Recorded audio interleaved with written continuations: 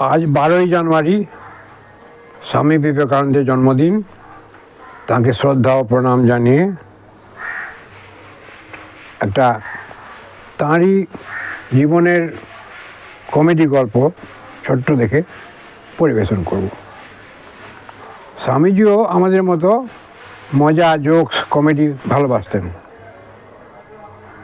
একবার চিকাগোর এক প্রফেসর স্বামী বিবেকানন্দকে জব্দ করার জন্য একটা পরীক্ষা নিলেন, ক্লাস টেস্ট।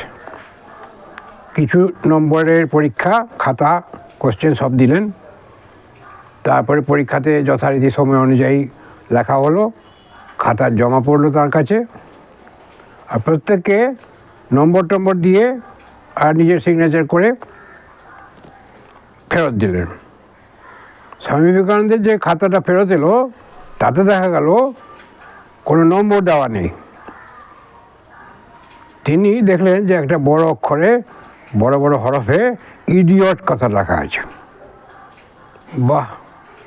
তিনি সোজাসুজি স্যারের টেবিলের কাছে দাঁড়ালেন। কি চাই?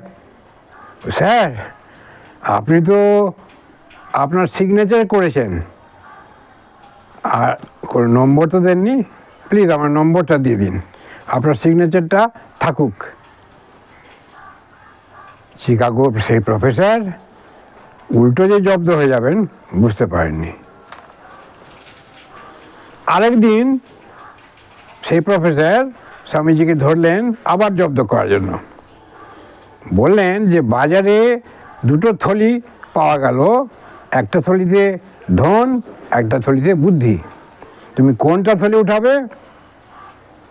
স্বামী বিবেকানন্দ বললেন যে আমি ধনের থলিটাই তুলব। আমি থাকলে, স্যার বললেন, আমি থাকলে বুদ্ধির থলিটা উঠাতাম। কেন? যে বুদ্ধি থাকলে অনেক ধন হবে। বিবেকানন্দ বললেন, হ্যাঁ ঠিকই তো, যার যেটা নেই সে সেটাই উঠাতে চায়।